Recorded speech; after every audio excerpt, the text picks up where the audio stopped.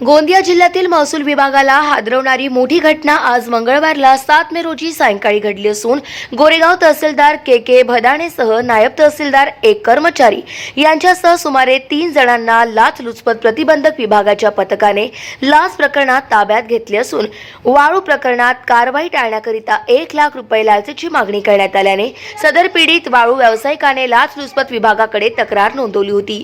त्यानुसार ही कारवाई करण्यात आली आहे। या कारवाईत तहसीलदार के भदाणे, नायब तहसीलदार ज्ञानेश्वर नागपुरे, संगणक ऑपरेटर राजेंद्र गणवीर यांचा समावेश आहे। या प्रकरणात गोरेगाव तहसील कार्यालयात कारवाई करून संबंधित दोषींबाबत गोरेगाव पोलीस स्टेशन येथे कारवाई करण्यात आली। ही आतापर्यंत महसूल विभागातील मोठी कारवाई आहे। त्यामुळे आता या प्रकरणात वाळू माफिया आणि महसूल विभागाचे हितसंबंध जोपासले असल्याचे दिसून येत आहे। गाव माझा न्यूज करिता राधाकिशन चुटे, गोंदिया।